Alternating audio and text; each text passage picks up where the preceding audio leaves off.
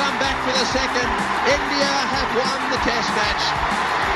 India have won the series. They're going to get back for two. India home. Hello and welcome to a new episode of the 81 All Out podcast. This is your host, Siddhartha Vaidyanathan, and I'm joined today by two regulars, Ashoka and Kartikeya. Kartikeya is at Cricketing View on X and writes a Substack and occasional columns for ESPN Cricinfo. Our other regular, Mahesh, is missing today. We're here to talk about India versus Australia, our regular every 2-year sort of preview of an India-Australia series, which is actually quite different from how it used to be. Because when I started watching cricket, there were long phases of time when India didn't travel to Australia. And Australia also didn't come to India for long phases. I think between 86, 87 and 1996. I mean, Australia came in 86, 87 during that famous tight test series. Then they didn't come till 96 where they played one test. And then it was only after 98 that they started playing 3 tests or more and more regularly. And on the reverse side, India went to Australia in 85, 86, where they drew that series against a depleted Australian side, and then didn't go till 91, 92, and then again didn't go till 99, 2000. So, the huge gaps in test cricket between the two sides. Of course, they played one-day cricket, around that time. They played in World Cups and all these other multinational tournaments. But yeah, test cricket between those two sides was quite limited back then.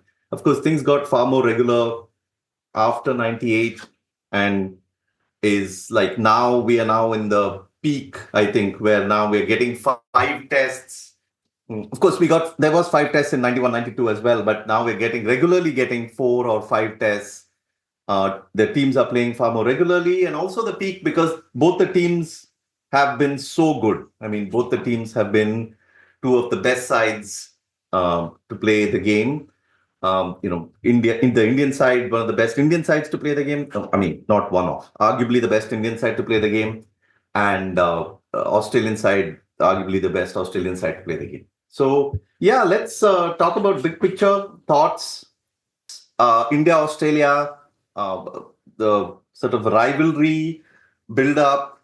It could be anything. I mean, for me personally, it's like, for a long time, I didn't know anything about Australia apart from their cricket. So I knew so much of their cricket intricately by reading and following and watching the cricket on TV, but also reading quite a lot. Australian cricket has some very rich tradition of cricket literature, cricket writing. Now these days, of course, you have Gideon Hay as the preeminent cricket writer in Australia, but there was, through history, you had Ray Robinson, who was one of the fantastic reporters of Australian cricket. And I remember picking up a couple of Ray Robinson's books in like a secondhand store in Bangalore back when I was pretty young, and reading them and learning so much about, Victor Trumper and Monty Noble and, all those legendary cricketers from the early parts of the 20th century. And then, moving on to, the Bradman's Invincibles and Ian Chappell's team and so forth. So yeah, I knew quite a lot about Australian cricket and almost nothing about Australia. Things are, of course, vastly different now. The world is smaller in terms of the information. You read quite a bit about Australia. You have a lot of people in your circles living in Australia and talking to you about life there. There are a few people I know who are also traveling for this test series and have traveled for the traveled for test series before. So that's a huge change. I mean, But I mean, India-Australia rivalry is a very, very new thing, no? I mean, I never thought of it as a rivalry. Only when India stood up to Australia in the last 2 series, did it look okay, fine, there is some level of competitiveness going on. Usually, if India goes to Australia, we would, make up our mind saying, okay, this is going to be a thrashing. What amount of thrashing this is going to be? Something that you could negotiate. And in the late 90s, early 2000s, the pitches were a bit flat also. So we could see a lot of runs, and then our bowlers would die. So this was the pattern. The last two series have been really good. Having a good bowling attack finally made a difference where we could compete toe to toe with Australia. To have a rivalry, you need you need storytellers, and that rivalry really only began like in the mid 2000s. With Kumble and Simons and those controversies. And before that in '99 there was the whole Steve Bucknor. Yeah, that was in 2008, no, in Sydney. And then in '99, there was like the whole thing about Brett Lee's throwing and the shoulder before wicket, which was probably out anyway. And then there was like 2004, 2005 with the whole Nagpur having that pitch which Ganguly apparently didn't like, and he withdrew. So sort of the No, KD, I think the rivalry started when Steve Waugh was made to wait for the toss. It is a mental game. But that wasn't on one-day international, no? I mean, was that one-day international? No. That was a test. That was in that 2001 series. 2001, no? Yeah, I thought that was like some one-day international in Goa or something. No, he did it both times. He did it both in a test and in a one-day. Yeah. Mental disintegration. So this is the basis of a controversy. One guy doesn't show up on time. Like this is how the rivalry is born. You underestimate the mental. The guy introduced Indian Standard Time to Test cricket. This is not some big innovation. Okay. No, that's actually true. See, retrospectively thinking about it, like back then, it was very easy to fall into, this conspiracy theory. And to think that such things make a difference. But I think over time you realize that eventually India. Imagine like after 10 years, Ganguly comes out and says, "I had a loo break, man. It was not a big deal." But that was like 5 minutes late. To be fair to Ganguly, and you guys know I like to be scrupulously fair to Ganguly all the time. That whole sort of way of looking at things was not really Ganguly's fault, Like the other guy, the Champu on the other side, Steve Waugh, that guy was going around town talking about mental disintegration and other bullshit, So I looked the man in the eye and knew he didn't have it or something. He said some rubbish. Yeah, I mean, come on, it's all nonsense. But the point is that the Australian, at least. Like there was a whole ethos, there was a whole at least a rhetorical culture in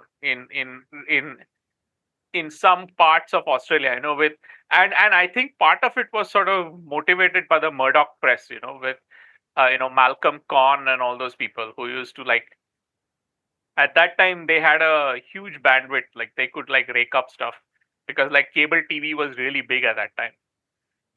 So that was and generally sort of the rhetorical culture of cricket at that time was created by sort of the Australian corporate media, whether it's the cable television, Packers broadcasts, or the Australian writers and Australian newspapers and Australian websites and stuff like that. So that is where sort of the heat of the rivalry really took off.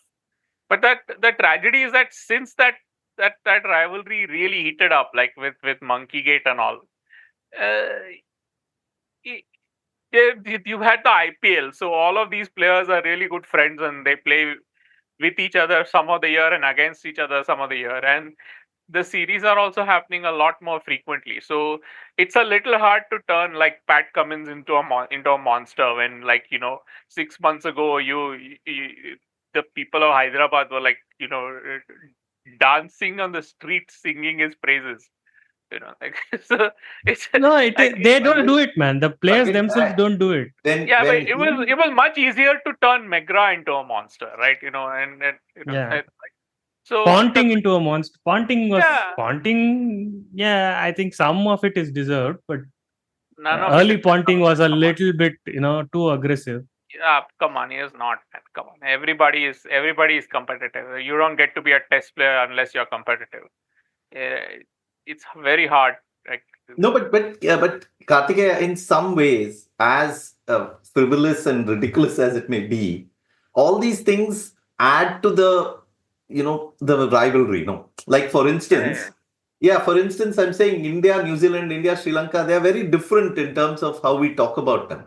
Or not yeah, we, but now but you see, there's a subtle difference in how the rhetorical culture has changed, and you can see it in the way the Perth Test match is being marketed. You see the posters that the cable network, what is it called, Nine Network or whatever it nine. is, Yeah. they're making it. They have a picture with the trophy in the middle, Pat Cummins on one side, and who's on the other side? Not Jasprit Bumrah, but Virat Kohli. Who is not even the captain. He's not anybody. He's just a player. Yeah. It used to be. I mean, he last played a Test match in Australia in 2020. Did really well. Made a great 70 in that match. But since then, it's not really his thing. So that is how it has changed. Now it has become like it has gone from You're missing one culture. thing, man. You're missing the Virat Kohli 50 in the World T20 Championship against Pakistan. That was in Australia, no? That was what that The shot of an emperor. shot of an emperor. 2 shots he hit, which was like the best No, shot but of cricket I ever. think Kohli was big enough in Australia even before that. Like He was big enough, but this kind of Kohli is not big in Australia. Kohli is big in cricket. So if you want to sell cricket, you have to put Kohli's name and Kohli's picture on the poster. Then you'll sell it. So I mean that. So that shift in rhetorical culture from this match ka, not match ka mujrim, but this whole thing about this is a clash of cultures and this and that, and here are these foreign so and so's, and here are these wily Asian so and so's, and little Tendulkar exotic. and they're mutually exotic. An encounter between two mutually exotic sides. That's no longer baby there. with the turban and all that. Yeah, that's no longer there. You can't sell that credibly anymore because obviously you cannot sell the cricket, right? Because the audience for that is really small. So you have to sell the celebrity. Well, I'll tell you the fundamental myth that was sold to you and sold to everyone, and this was like a huge Kerry Packer thing. I mean, everyone from Ian Chappell to whoever has known Kerry Packer has said this, that Packer basically said that don't go on air ever and say this is like a one-sided game, or there is no chance for this team to win, or don't go on air and say that it is raining and it is going to rain for next 2 hours and nothing much is going to happen. For him, it was, you are there to basically keep the audience glued to the TV. So do everything you can to make sure that the audience knows that that this is like an entertaining game. So in many ways, he was basically trying to tell you a story of a good game, of an exciting game and a thrilling game, even though in reality it might have been a blowout. So even if a team needed 100 runs in 5 overs, the commentators were expected to keep the audience still there. Like, you can't say, "Oh, it's over now." That is like he would just fire you or something at that point. So in fact, Ian Chappell tells the famous story of there was a day when it was raining a lot and he was talking about it was the rain. Mark Nicholas, I think. Mark Nicholas. No? Correct. My mistake. Mark Nicholas. So, and then I can link that piece where Mark Nicholas basically says he got a firing from Packer about making the game sound boring when his job was to make it sound exciting. So yeah, that was like a fundamental myth that he liked to sell, and he is a businessman, man. I mean, that's his thing. He wants more eyeballs. I mean, and Packer, that broadcast is basically also brought like ball tracking into cricket, and into umpiring and all that. I mean, I mean that the sort of the cultural influence of that broadcast is on how we understand cricket, and how modern commentary works, and what are the patterns of modern commentary is huge. I mean, they basically invented the whole thing. I mean, They were also the first to do that walking duck, no, animation, which was like the iconic Paddles. thing. yeah, all of them. Paddles. Yeah, all those things, like wagon wheels and this and that, and cartoon animations, and they used to have that animation of the wicket being broken, and the things blinking out when you have the run out, and then all those other animations and stuff like that. So so they were. I mean that. So I mean, in a sense, it is a strange rivalry. Like there have been a lot of close series, but close test matches as such have been rare. Like Brisbane, I suppose, was a close test match. But otherwise, mostly the test matches have been like last time Australia were in India. The three results were all like fairly comprehensive. And then the fourth match was like a real road. I mean, it was a very, very drab draw. Like neither side could make headway on that page. I think India Australia is for historically at least, or from the 90s at least. It is a contest between a rivalry in the sense that the most popular team or the most followed team versus the best team in the world. The most popular team versus the best team. That's the contest. But the last, let's say, 10 years, India have been really, really good. Now the most popular team also claims to be the best team in the world. So that has made it best we best. So yeah, this is actually a good development that India found the bowlers that they did. Yeah, and if you remember, like the whole, Vaughan v Tendulkar, that whole thing, that was all created by like the Packer, Channel 9 people. That whole marketing spin. I mean, we talk about how cricket matches are, series are marketed in India, like Badla and this and that, and what is it? This is India's the way they are marketing in the current World Test Championship cycle is something called mission domination or some such ridiculous phrase. So, but that all also was sort of invented by, that all is all borrowed from like what the Australians have been doing for like 40 years, 30 years. And like they sold Vaughan v Tendulkar because that was the one thing they could sell. I mean, there was not much else to sell, frankly, some of those earlier series. It also helped that they were, I mean, Vaughan was considered the best spinner in the world at that point in time. Yeah, And Tendulkar was the best bat in the world at that point in time. So it helped. Yeah. But it was not like Tendulkar winning that battle was going to make it more likely that India would win. No, I mean, it's not. That's another myth that we. Yeah, I mean, it sort of it creates this false impression that batters and bowlers have equal influence on the outcome of test matches. That is also a creation of that whole Packer rhetorical culture. So and the fact is, when India went in 99, 2000, Tendulkar had a fine series. So and India lost. He had a great series. India lost 3-0 as predicted by J.Y. Lele. Oh yes, the great Lele.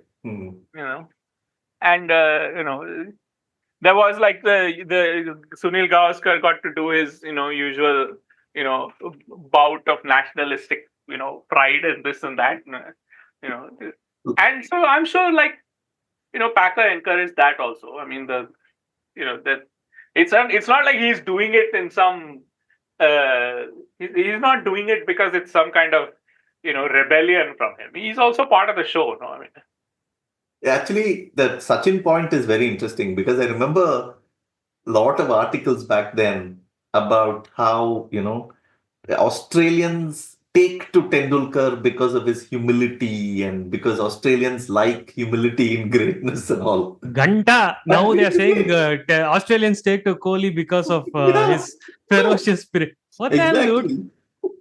So now it's the reverse. Australians apparently like Kohli because of his attitude and mongrel and how he They see fights for themselves in him, it seems. Ganta they see. So basically, you can go either way. Australians can like anyone. As If long they as- like, they'll make the story about it. That's all. No, as long as the fundamental reason is marketing, right? You're trying to market your cricket. Now you have to make up all these stories to explain this marketing.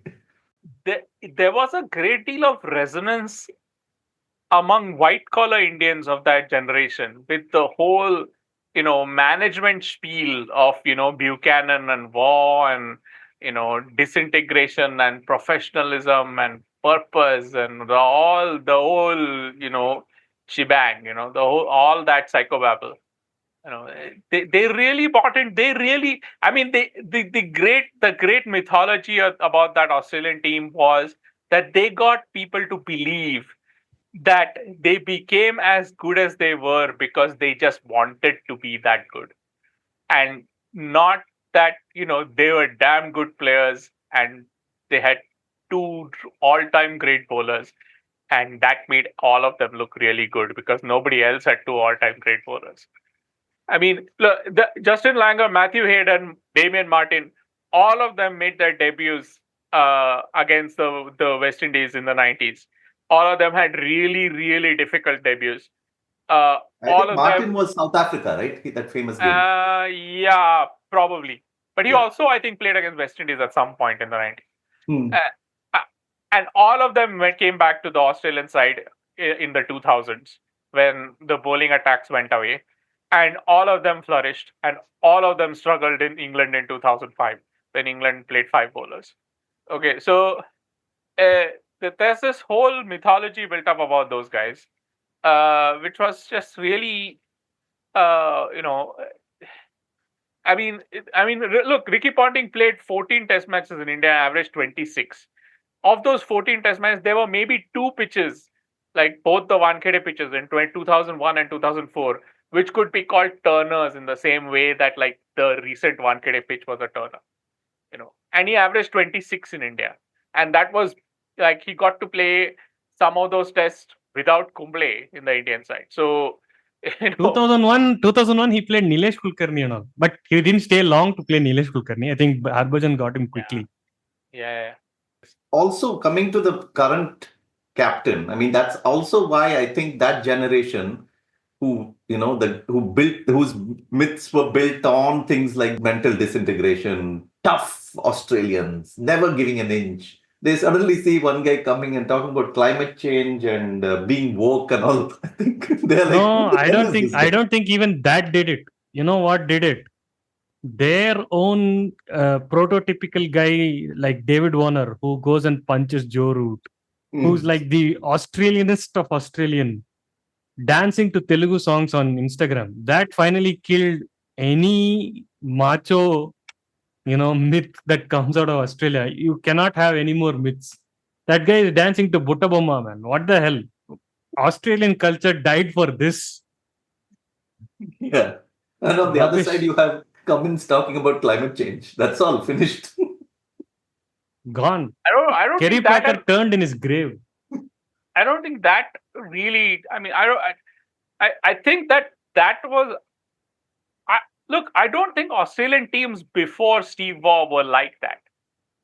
I mean, Alan Border was not like that, and I don't think like Ian Chappell and all those people were like that either. I mean, they were sort of different. That was a different mythology. There was a ruggedness to that 70s Australian side, which was not there in the War Australian side, which was very slick, very corporate, very efficient, very sort of Buchanan and very cutting edge. right? So that's a whole other mythology. I think part of the reason this current Australian side doesn't have a mythology is that they've been underrated for most of the last until they actually won the World Cup last year, and they won the T20 World Cup. They were sort of quite underrated, even though they are a magnificent team. And that part of that is because there are so many good teams in this era. So there isn't like one dominant team. Like this week, Tim Southee announced his retirement. I mean, that Southee, Wagner, Boult, Jamieson, that's one of the most prolific, especially Southee, Wagner, Boult is one of the most prolific test bowling trios in test history. I mean, they've in the test that the three of them played together, they took more than 400 wickets. That's an extraordinary record. So there were so many good teams, and England, of course, have had Broad and Anderson during most of the last 10 years, which England never had a pair like that during the whole of War's tenure or the whole of Border's tenure. I mean, since Botham and Caddick, man. Why are you underestimating them? Yeah, but they didn't play together that much, no? I mean, not as much as these guys. And they were nowhere as good as these guys. Yeah. They weren't as good as these guys either. And the support bowling was not as good as the support bowling that these guys have either. And the pitches they bowled on were not as, tailored to their style as these guys have enjoyed. I mean. No, but I think that's the talking England is a point though, because that's one reason perhaps the Australian team is so underrated. They haven't won a series in England. But they've retained the Ashes in Australia the last 2 times against very, very, very good England side. Yeah, but they're not winning a series in England is a thing. Yeah, but come on, Ponting never won a series in Australia as captain. Never retained the Ashes in Australia as captain. So come on, let's not go there. No, not Ponting. I'm talking about War to Cummins. Yeah, but Mark Taylor already winning the Ashes for fun, man. I mean, yeah. So, I mean, Steve Waugh just got sort of he very, very cleverly retired before 2005. That's the thing you can say about Steve Waugh, because they would have lost that even with him. So part of sort of they haven't had the luxury to create this mythology, and as Ashoka said, they've also had that sandpaper gate and all that, and those are very damaging, and they handled that very badly. So and plus the other problem they had is that sandpaper gate involved what was arguably their best player since Bradman. So that was, I mean, he was captain and he had to take sort of responsibility as the Australian captain at the time, and he lost his position. And sort of that is a very prestigious thing, and that is a very, very sort of a significant fall from grace. So the Australian team, regardless of how much it wins, it takes a lot for them to sort of, regain their sort of status, and it has taken like winning World Cups, retaining the Ashes, winning the Ashes in Australia, and all of that to sort of bring them back to that level. And now they are back to that level, and the only fly in the ointment has been India, who've been annoyingly good in the last 10 years. So and now I think it's a good time to come to this series. So just like in 2021, I forgot what we said in our preview, but I think we were pretty we were probably a little more upbeat than we are likely to be now. I don't know, because it's a year of surprises. No, I think if I remember right, I think we said that, we won once, but I don't think we are going to do it again. So you, as usual, went for 2-2. I think for a number of series, you are like 2-2 and one draw somewhere or something. By standard. Yeah. And I was pretty close with 2-2. Yeah. Yeah. So but I think, it's hard. First of all, prediction is a hard game. this has been a year full of surprises. So who knows what will happen? But going with recency bias, I think it's fair to say that, Australia are clearly favorites, not just for, first of all, they're playing at home. Any home team playing in Australia has its own advantages. It's a long series, remember? So in a long series, the home team usually has the edge because they can call upon, they have the depth to call upon players. Their season is going on. You have the you have players you can pick from the domestic scene at any point of time. Australia have just announced a squad for the first test. So, for the rest of the test, they can call on players in form. Injuries may not affect them as much as it will affect the Indian team. So all that put together, plus the fact that India are coming off 3-0. Now, how much you want to read into this 3-0 is up to you.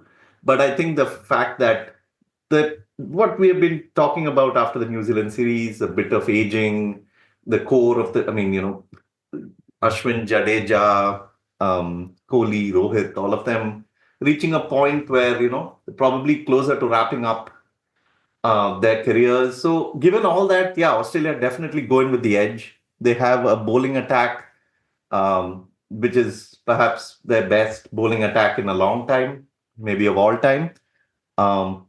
India don't have Mohammad Shami. Huge miss. At least they don't have him for the early part. Let's see if there's any chance of him joining later. But for now, he's not in the squad, which means that. And then, of course, out of Ashwin and Jadeja, it remains to be seen if they'll play both or if they'll play one, likely just one. Those pitches, definitely in Perth, which looks like a spicy pitch, a fast bowling pitch, perhaps just one. So, yeah, it's going to be quite challenging. I mean, there are a number of Indians who are going to Australia for the first time. That has its own acclimatization. Yashasvi Jaiswal, Sarfraz Khan, Dhruv Jurel. And then in the bowling side, you have Harshit Rana, Nitish Reddy. Nitish Reddy, of course, the all-rounder. And Akash Deep, Prasidh Krishna. So, yeah, all these players will take some time. It's not like they're going to just land up on Australian pitches and do well. I mean, Mohammad Siraj magically somehow did that on the last tour, which was an extraordinary sort of thing for a bowler to just come in and, bowl as if he just absolutely belongs there. But it takes time to adjust to Australian lengths. Australian pitches are very different, to many others. So, yeah, it's all going to be a challenge. Now, whether it's good, I don't know I'm not going to predict the result, but yeah, what are your thoughts on this team going to Australia? Firstly, you said that home team has the advantage of, even if in case of an injury, they can bring someone in. See, now they already have 4 pacers, which is Boland, Cummins, Stark, and Hazelwood in their squad, right? And Mitchell Marsh can bowl. They don't have Cameron Green. That's a problem for them. Then what happened during this India A, Australia A match is that Michael Nesser, I was watching those matches. Michael Nesser was bowling really well. I mean, he was making the ball talk. And he has a hamstring injury, I think, and he's going to be out of action for a few weeks. So that is a problem. And the rest of the bowlers, they were okay. And I don't know if they are the next in line because they didn't look that effective. There is something that I heard that Jai Richardson is going to be available. But he has not bowled for a long time. He's also coming back from an injury and he's very injury prone. So this, as far as the quality is concerned, which is the top tier quality, it is these 4 people that Australia have, and they have no margins. So, and this is a long series. So that is one risk that Australia are running up. I mean, during that Australia A, India A match, the entire Australian side of the conversation was about who's going to open. But this is the problem that they have. The problem is that the bowling is this, or it's going to come down a couple of notches. So if these 4, which is Boland, Hazelwood, Stark, and Cummins, if they stay fit for 5 tests, I think Australia have the edge. Otherwise, it's going to be a very interesting series. If one of them gets injured in the first 2 tests, it's going to be a very, very interesting series. The second thing is for India. I before coming to the podcast, I was just checking this Ranji score.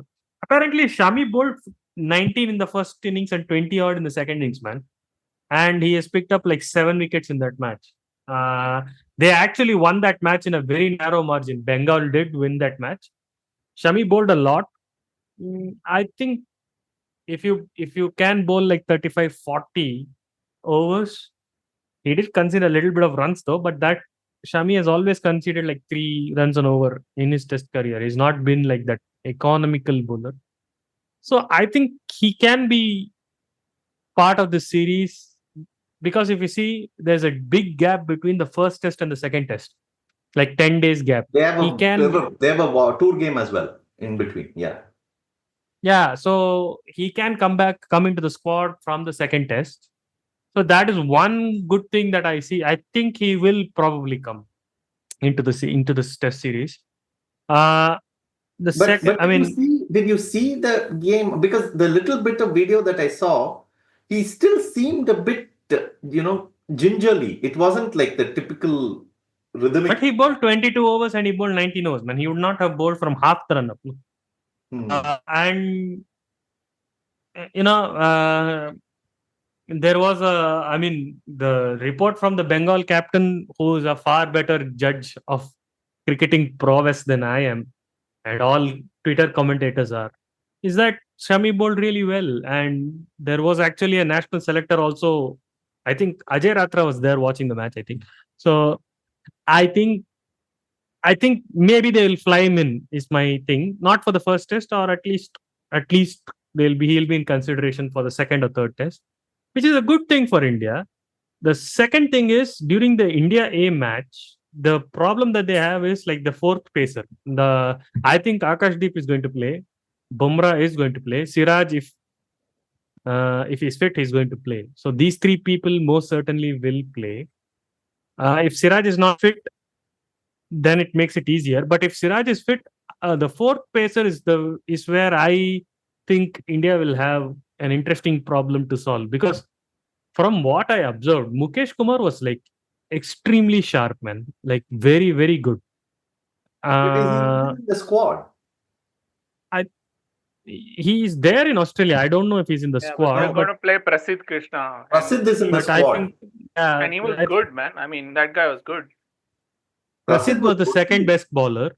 Yeah. But Mukesh was impressively sharp, man. I don't know why they didn't pick him, but no, but yeah, Ashoka, as we have said in previous series, Prasidh adds that one bit dimensional extra, no, that Ishant Sharma height factor comes in.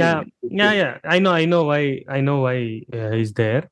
So yeah, maybe the fourth bowler may be Prasidh Krishna, or they have another problem because now if you have 4 genuine bowlers and Jadeja, Jadeja coming at 7, their batting lineup gets shortchanged. And with the way that they got hammered in India, they would want some guarantees.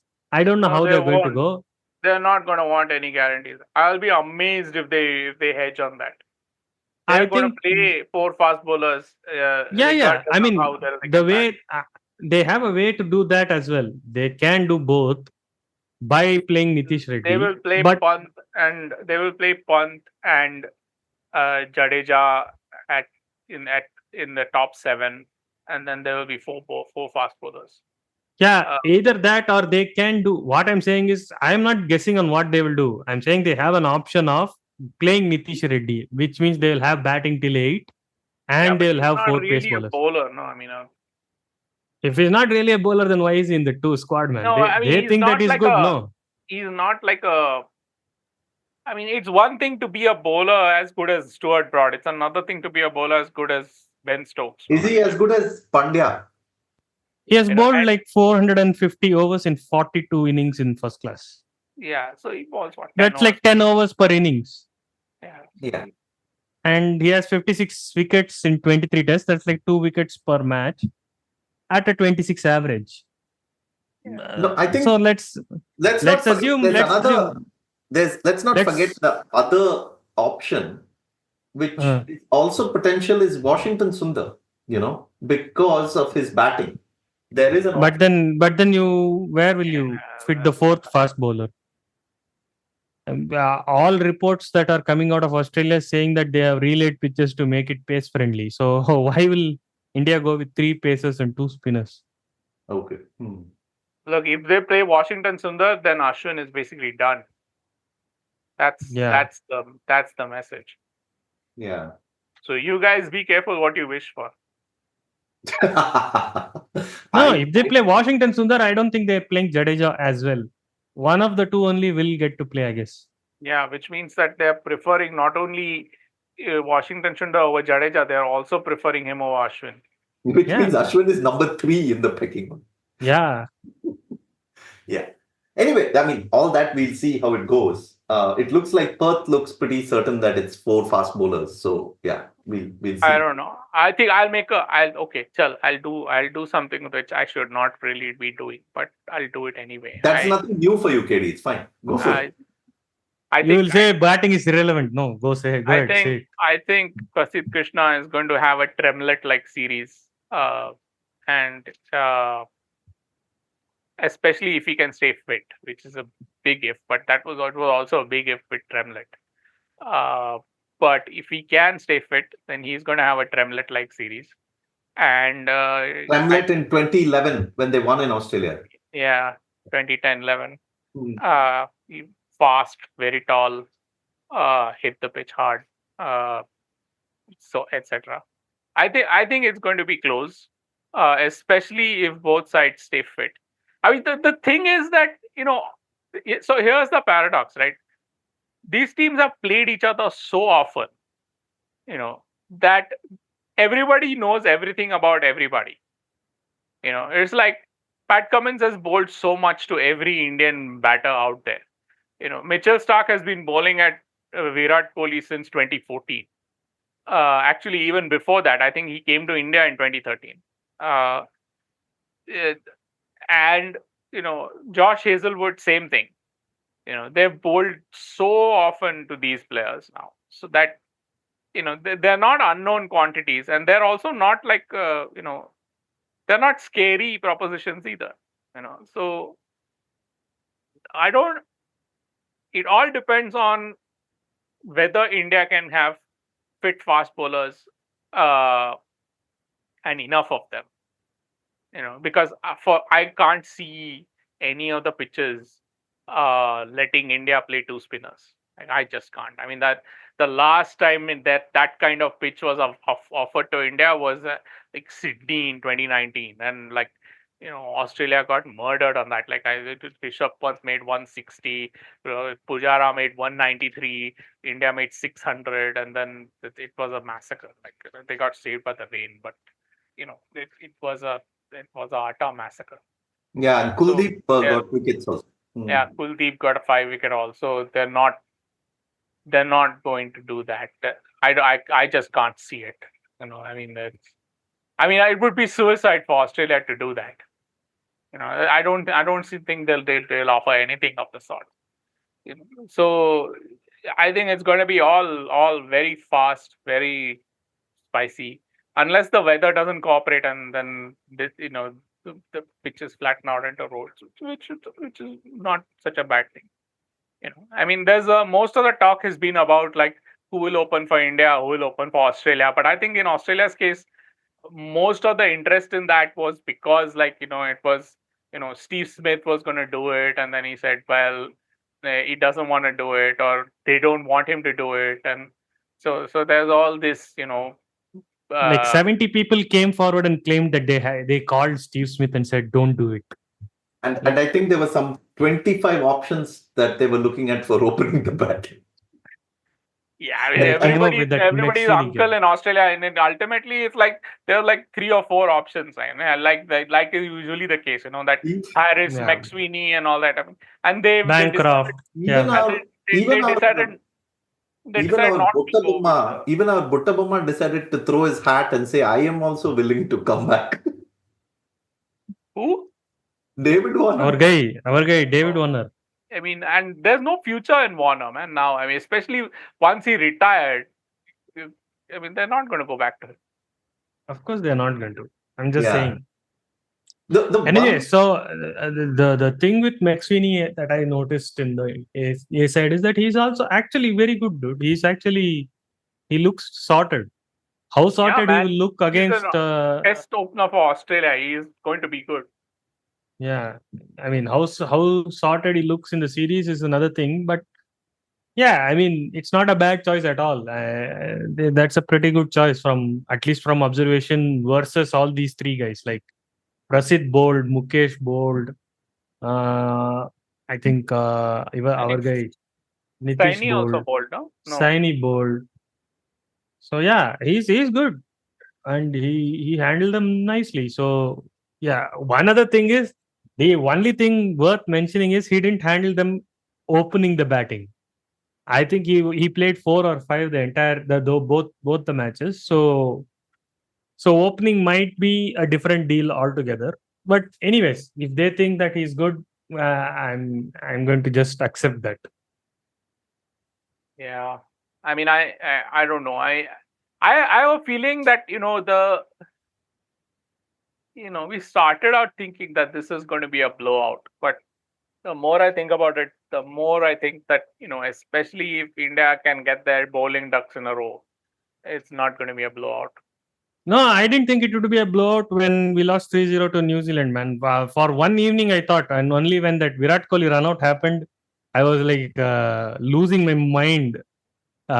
So for that brief period, I thought, okay, these guys are going to lose 5-0. But then I calmed down. I thought, see, the problem is, I was telling you guys recently also that Australia also have started having this problem that India have. Their team is aging together. They are all in the 30s now. So yeah, the next 2 years will be interesting. And the second thing for Australia is that their backups are shaky. These 4 are very good, but 5-test series is a 5-test series, and you can't predict how your health will be in all 5. so Bowlers are always a fragile what is lot. the likely? Let's go through the thing. So McSweeney, Khwaja, Labuschagne, Smith, Head, Carey, Mitchell Marsh, Head, Mitchell Marsh, Carey, and Carey. Yeah. 4 bowlers. Yeah. Cummins, Stark, Hazelwood, and Lyon. Yeah. That's it. That that their lineup is fixed. No, what but I'm saying. But Ashoka is right. Australia have kind of a bit of a problem. Hazelwood is 33. Stark is 34. Lyon is 38, I think. Yeah, that okay. But their next two fast bowlers, Michael Neser and Scott Boland, are both older than Mitchell Stark. So these are not long term. Like this is not the Australian attack for the next 10 years. There's nothing in this squad which has the Australian attack for the next 10 years. So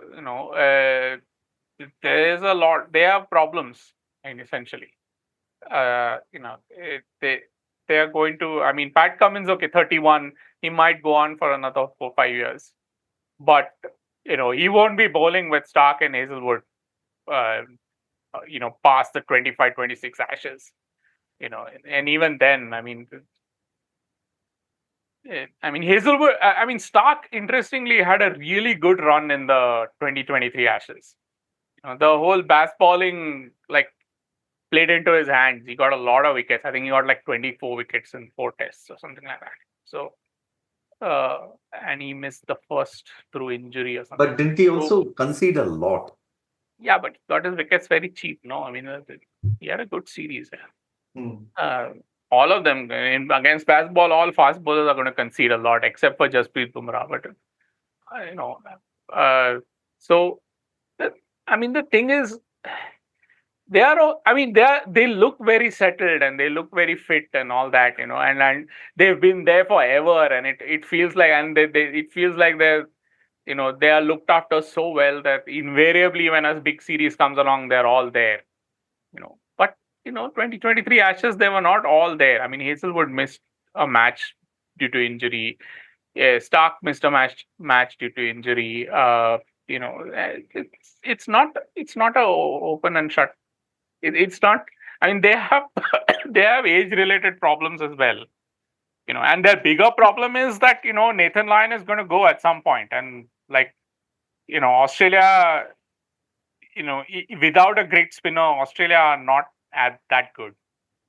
That I mean, you've seen that in the period between Vaughan leaving and Lyon coming along, Australia really struggled. So that's I mean, in the 2023 Ashes, they didn't have Nathan Lyon, and okay, Murphy was okay, but they still struggled. So what your Michael not Beer? Don't you remember Michael Beer? Xavier Doherty and Michael Beer. Yeah. Yeah. No. Yeah, I mean, you mentioned Bumrah. I think we should talk a bit about him. In a way, I think it's good if the pitches are fast and more tending towards low to medium scores rather than roads, because then his workload will also not be as high. So, because I think he's going to have to take a lot of the bowling, especially if Shami doesn't join the team. And with all these other bowlers all the other fast bowlers not having that much experience in Australia, with Siraj, we are not really sure exactly of his fitness, whether he can last the 5 tests. I think Bumrah is going to have to take up a lot. Yeah, and I mean, the good part of that in Pune and Bombay, Bumrah had really very little to do. I mean, there's not much for him in both of those. You might say that Prasidh Krishna and Akashdeep have not been used to Australian conditions, but I mean, they are good bowlers, man. I mean, they're not bad. Oh yeah, and let me qualify that by saying, when I say all this, is that they would have far more understanding of Australia today than, say, a bowler would have in the early 2000s or. Yeah, they're not just going to get their first ever visas and land up and. Yeah, they have bowled in Australia, and also they have enough data to know what to do in Australia and what is the best thing. They also have a lot of know-how. Their fitness is also much better. So yeah, let me qualify that. This is not like, for instance, an Indian bowler from the Srinath era going for the first time to Australia. This is not that. Yeah, and their training indicates that. No, the way they are doing their preparation, instead of playing a tour game, what they're doing is they're just doing focused training. Means that they kind of, have a good idea of what they're going to receive, and they kind of have a good idea of what they're going to do, and they're just fine-tuning it to the point that, okay, this is what we are going to do. This is our plan A, plan B, and this is what we are going to do. So, to the extent that they prepared, I mean, the preparation is concerned, they are not novices, total novices. So, I don't think it is going to be a blowout. And if the scores stay low, which is like sub 300 scores, it is going to be a very, very interesting series. I still think Australia has the edge, but I don't think they are going to blow out like 5-0 and all. Maybe 2-1 or maybe 3-2, something like that. Yeah, something like that. And if there are injuries, it will completely change the dynamics of the series. The one thing is Australia play a lot of bowling nowadays. I mean, they are all going to play Mitchell Stark and Mitchell Marsh in the top 6 probably, unless they decide to play an extra batsman, which I doubt somehow, because I think some of the part of the reason they want Green, and they want Green because he's a class player. His first class batting averages are in the 50s and stuff. So he's a very good player, and he can bowl really well also. And same with Marsh. Marsh is also a very good player. But part of the reason they want that fifth bowler is also because of this. Hazelwood and Stark are old, and they can't really keep bowling like 50 overs in a test match after test match. So, and Stark is also like out and out quick here. He's not a medium pacer. And like he doesn't have he doesn't bowl like a medium pacer either. He's a really fast bowler, and Hazelwood is deceptively fast. So these guys are not like these guys are not like, how do you say? There's no They are not going economy. to consistently give you 8-over spells after 8-over Yeah, spells. there's going to be no economy of effort going on over here. This is going to be full on, and Pat Cummins is also not like a medium pacer. So this, I don't, I it's hard to get a read on, and it's a sort of weird thing because it's hard to get a read on these people because they are so familiar, like. But for some reason, I just can't see India be winning 3 times in a row in Australia. I mean, I think that, they got lucky in 2020, 2021, but they hope that they'll be just as lucky again in 2024, 25. I don't know, maybe, but I don't think you can. I don't think you can expect to be that lucky again. Yep.